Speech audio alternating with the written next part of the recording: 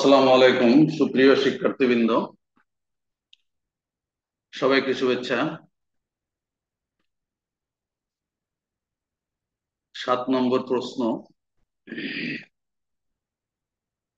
সৃজনশীল প্রশ্নোত্তর পর্ব, এইচএসসি 2023 সালে আসা 7 নম্বর সৃজনশীল প্রশ্নের উত্তর। বিষয় ভূগোল, প্রথম পত্র, 8ম অধ্যায়।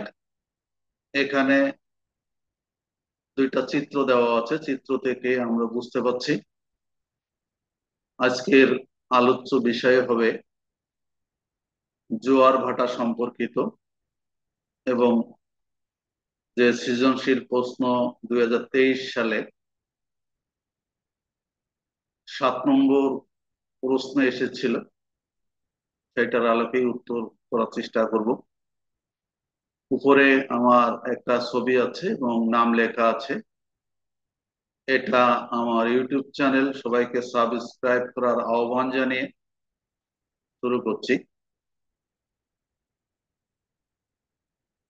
এখানে একটা উদ্দীপক অর্থাৎ একটা চিত্র দেওয়া আছে। এখানে একটা চিত্র দেওয়া আছে, আর একটা চিত্র দেওয়া আছে। এই চিত্র থেকে আমরা বুঝতে পারি এই সূর্য, পৃথিবী, চন্দ্র কৌণিক অবস্থানে রয়েছে, অর্থাৎ এটা হচ্ছে মরা কাঁঠাল বা মরা জোয়ার বোঝানো হয়েছে। আর সূর্য, চন্দ্র, পৃথিবী একই সরল রেখায় অবস্থান করছে, অর্থাৎ এখানে খ নম্বর চিত্রে ভরা কাঁঠালের একটা চিত্র দেওয়া আছে। এই যে চিত্র দেওয়া আছে, এই চিত্র থেকে আমরা আলোচনা করব। পাশেও আমার দুইটা ছবি দেওয়া আছে, এটা অবশ্য ব্যাখ্যা সহ। অষ্টমী তিথি, যেটা মরা জোয়ার বা মরা কোঠাল, আর এখানে একই সরল রেখায় পৃথিবী, চন্দ্র, সূর্য। যাই হোক, যে পাশে এটা ভরা কোঠাল অমাবস্যা পূর্ণিমার একটি বিপরীত।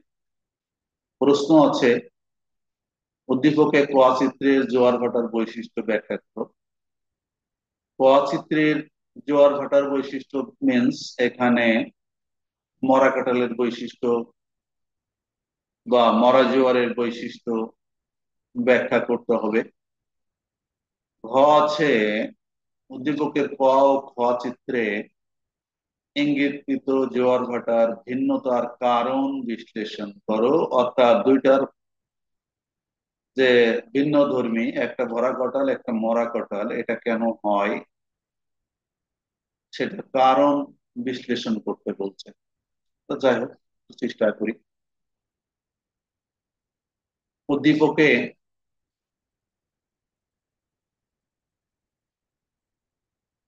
ক চিত্রের জোয়ার ভাটার বৈশিষ্ট্য ব্যাখ্যা করো নিম্নে। এখানে ক চিত্র একটু লিখে নেবে। উদ্দীপকের ক চিত্রে মরা কাঁঠালকে বোঝানো হয়েছে বা মরা জোয়ারকে বোঝানো হয়েছে। নিম্নে মরা জোয়ারের বৈশিষ্ট্য ব্যাখ্যা করা হলো। প্রথমে জেনে নেই যে আসলে মরা কাঁঠাল বা মরা জোয়ার বলতে আমরা কি বুঝি। মরা জোয়ার বা মরা কাঁঠাল শুক্ল ও কৃষ্ণপক্ষের অষ্টমী তিথিতে সূর্য চাঁদ পরস্পরের সমকোণে অবস্থান করে। এর ফলে চাঁদ ও সূর্য পরস্পর বিপরীত দিক থেকে পৃথিবীকে আকর্ষণ করে। এর ফলস্বরূপ কম প্রাবল্যের যে জোয়ার সৃষ্টি হয় তাকে মরা কাঁঠাল বলা হয়। এখানে একটা চিত্র দেওয়া আছে। এটা এক পাশে চন্দ্র আছে পৃথিবীর, আর এক পাশে সূর্য আছে। অর্থাৎ চন্দ্র এবং সূর্য পৃথিবীকে আকর্ষণ করছে কৌণিক ভাবে, সমকোণে, যার ফলে সূর্যের সামনে সেখানেও জোয়ার উঠছে, এখানেও জোয়ার হচ্ছে, জ্যাক ভাটাচ্ছে, জোয়ার হচ্ছে। কাজেই এখানে যে জোয়ারের প্রাবল্য বেশি হওয়ার কথা ছিল সেটা হতে পারছে না, অর্থাৎ জোয়ার কম হচ্ছে। এইরূপ অবস্থায় যে জোয়ারটা হয় সেটাকে আমরা মরা জোয়ার বা মরা কাঁঠাল বলে থাকি। এই মরা জোয়ার বা মরা কাঁঠালের অনেকগুলো বৈশিষ্ট্য লক্ষ্য করা যায়, সেগুলো সম্পর্কে আমরা একটু আলোচনায় আসি। মরা জোয়ার বা মরা কোটালের বৈশিষ্ট্য: মরা জোয়ার বা মরা কোটালের বেগ কম হলেও এটি জোয়ারেরই অংশ, তাই এই জোয়ারের কিছু বৈশিষ্ট্য লক্ষ্য করা যায়। নিম্নে তা বর্ণনা করা হলো। এইভাবে লিখতে পারলে 15 নম্বর পাওয়া সম্ভব। প্রথমত, তাদের অষ্টম তিথিতে চাঁদ সূর্য একই সরলরেখায় দেখায় না।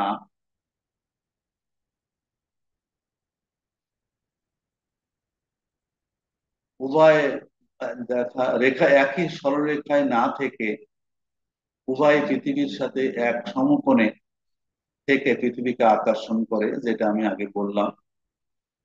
জোয়ারের বেগ কম থাকায় এই জোয়ারকে মরা জোয়ার বা মরা কোটাল বলা হয়।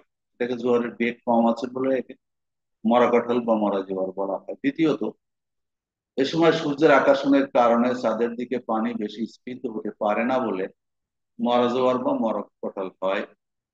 এ সময় সূর্যের আকর্ষণের কারণে চাঁদের দিকে পানি বেশি ফুলে ওঠে বা স্ফীত হতে পারে না বলে একে মরা কোটাল বলা হয়। তৃতীয়ত, আমরা যে বৈশিষ্ট্যটা এখানে দেখছি, চাঁদ পৃথিবীর নিকটে থাকায় সূর্য অপেক্ষা চাঁদের আকর্ষণ বেশি বলে এ সময় চাঁদের জোয়ার এবং সূর্যের দিকে জোয়ার ও ভাটা হয়। চতুর্থত, মরা জোয়ার বা মরা কোটাল জোয়ারের বেগ কম থাকলেও এই জোয়ারের সময় নদীর মোহনায় পলি কাদা আবর্জনা জমা হতে পারে না, বরং তা সাগরের মধ্যে চলে যায়। এটা আর একটা বৈশিষ্ট্য। পঞ্চমত, মরা জোয়ার বা মরা কোটালের সময় নদীতে কোনো বান হয় না, টাইডাল বোর হয় না। এটা সাধারণত ভরা কোটালের সময় বেশি হয়ে থাকে। যাই হোক, আমরা পাঁচটা বৈশিষ্ট্য নিয়ে এখানে একটা সংজ্ঞা দিলাম, পাঁচটা বৈশিষ্ট্য নিয়ে আলোচনা করলাম।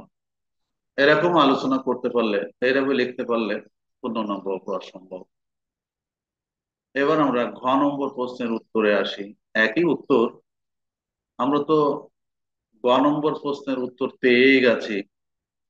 তোমরা যদি কিছুই না বোঝো, গ নম্বর যেটা বিষয়টা ছিল কারণগুলো উল্লেখ করে এবং তারপরে যে ভরা কটালটা আছে, এখানে আসলে ক এবং খ চিত্রে ইঙ্গিত জোয়ার ভাটার ভিন্নতার কারণ বিশ্লেষণ করতে বলছে।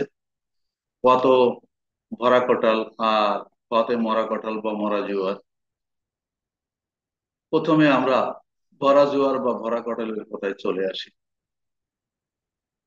অমাবস্যা পূর্ণিমা তিথিতে যদি পৃথিবী চাঁদ সূর্য একই সরলরেখায় অবস্থান করে, তাহলে যে প্রবাল জোয়ার সৃষ্টি হয় তাকে ভরা কটাল বা ভরা তেজ কোটাল বলা হয়।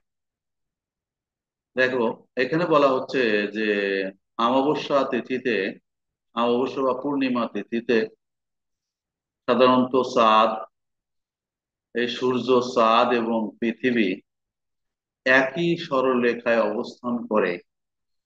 তখন এখানে যে জোয়ার হয়, এই জোয়ারটার বেগটা অনেক বেশি হয় এবং পানি অনেকটা বেশি স্ফীত হয়। এই জন্যে এই জোয়ারটাকে আমরা ভরা কোটাল বা ভরা জোয়ার বলে থাকি, বা ভরা কোটাল বা ভরা জোয়ার বলা হয়। উল্লেখ্য, কোটাল শব্দটি তামিল ভাষার শব্দ থেকে উৎপত্তি লাভ করেছে। তামিল ভাষায় কোটাল শব্দের অর্থ হলো সমুদ্র। এগুলো জেনে রাখা ভালো। তো যাই হোক, এই ভরা কোটাল সৃষ্টির পিছনে যে কিছু কারণ রয়ে গেছে, সেগুলো একটু সংক্ষিপ্ত আলোচনা করি। এখানে অনেক বেশি আলোচনা করা সম্ভব হবে না। পৃথিবীর একমাত্র উপগ্রহ চাঁদ পৃথিবীকে একবার পরিক্রমণ করতে যে সময় নেয়, তাকে আমরা কি বলি? চন্দ্রমাস বলে। এই চন্দ্রমাসের প্রতিটি দিনকে এক একটা তিথি বলা হয়। এই রকমই দুটি তিথি হলো পূর্ণিমা ও অমাবস্যা। এই পূর্ণিমা অমাবস্যায় পৃথিবী এবং চাঁদ এমন অবস্থানে আসে যে রাতে পৃথিবীর উপর চাঁদের আকর্ষণ সর্বাধিক হয়। আবার কখনো কখনো সূর্য, পৃথিবী, চাঁদ একই সরলরেখায় আসার ফলে সূর্য, চাঁদ একই সঙ্গে পৃথিবীর জল রেখে আকর্ষণ করে। সূর্য এবং চাঁদের একই দিকে থেকে মিলিত আকর্ষণের ফলে জোয়ারের জল সর্বাধিক ফুলে ওঠে এবং আহ বিশেষ করে এই ভরা কোটালের সৃষ্টি হয়। এখানে আসলে দুইটা তিথি আছে, একটা হচ্ছে অমাবস্যা আর একটা হচ্ছে পূর্ণিমা। অমাবস্যার সময় আমরা কি দেখছি, যে এই সূর্য, এই চন্দ্র, চন্দ্রটা এই জায়গা থাকে, চন্দ্র সূর্য পৃথিবীর একই পাশে থাকে। ফলে অমাবস্যার সময়, অমাবস্যা তিথিতে যে জোয়ার হয় সেটা ভরা কটা। আবার পূর্ণিমা তিথিতে আমরা দেখি যে সূর্য পৃথিবী একই সরলরেখায় অবস্থান করলেও পৃথিবীর এক পাশে সূর্য থাকে, বিপরীত পাশে চন্দ্র থাকে। তখন এই সূর্য পৃথিবীকে আকর্ষণ করে, চন্দ্র পৃথিবীকে আকর্ষণ করে। ফলে উভয় পাশে পানিটা ফুলে ওঠে। যেহেতু সূর্য থেকে চন্দ্রের দূরত্ব কম পৃথিবী থেকে, সেজন্য পৃথিবীর উপরে চন্দ্রের আকর্ষণটা সবচেয়ে বেশি কাজ করে। এই জন্যে এখানে সাধারণত মুখ্য জোয়ার হয়। এবং এখানে জোয়ার ভাটার তীব্রতা, জোয়ারের তীব্রতা বেশি থাকে, পানির স্ফীতিটা বেশি থাকে। এই যে দুইটা তিথিতে, অমাবস্যা এবং পূর্ণিমায় যে জোয়ারটা হয়, এটাকে আমরা ভরা কটাল বলে থাকি। তাহলে এটা মরা কটালের আসলে একটা বিপরীত অবস্থা। এবার আমরা মরা কটাল সৃষ্টির যে কারণগুলো, সেটা তো আমরা ব্যাখ্যা করেছি। তারপরেও আরেকটু আলোচনা করার চেষ্টা করি। কৃষ্ণপক্ষ শুরু হয় পূর্ণিমা তিথির পর থেকে, আর শুক্লপক্ষ শুরু হয় অমাবস্যা তিথির পর থেকে।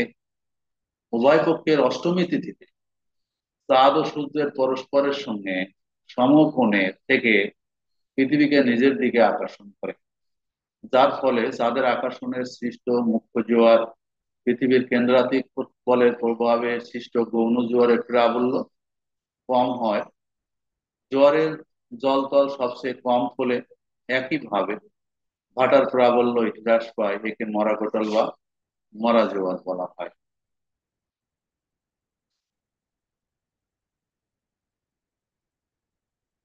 এই জোয়ারের প্রাবল্য সাধারণ জোয়ার অপেক্ষা 20% কম হয়। তাহলে অষ্টমী তিথিতে, এটা তো আমরা আগেই আলোচনা করেছি, তোমরা যদি সময় পাও তাহলে ওখানে যে পাঁচটা বৈশিষ্ট্য, পাঁচটা কারণ উল্লেখ করা হয়েছে মরা কাঁঠালের, সেটা কিছু লেখা যেতে পারে। তা যাই হোক, আমরা ঘ নম্বর প্রশ্নে দুইটা আলোচনা থেকে, একটা ভরা কাঁঠালের আলোচনা এবং একটা মরা কাঁঠালের আলোচনা থেকে বুঝলাম যে ভরা কাঁঠাল হয় অমাবস্যা এবং পূর্ণিমা তিথিতে, যখন চাঁদ সূর্য পৃথিবী একই সরলরেখায় অবস্থান করে, তখন জোয়ারের স্ফীতিটা বেশি হয়। এই ধরনের জোয়ার হচ্ছে ভরা কাঁঠাল। আর অমাবস্যা তিথিতে, অমাবস্যা না, বিশেষ করে অষ্টমী তিথিতে চাঁদ সূর্য পৃথিবী, চাঁদ সূর্য পৃথিবী আহ সমকোণে অবস্থান করে বিধায় এখানে পৃথিবীর উপরে চাঁদ এবং সূর্যের আকর্ষণটা অনেকটা কমে যায়।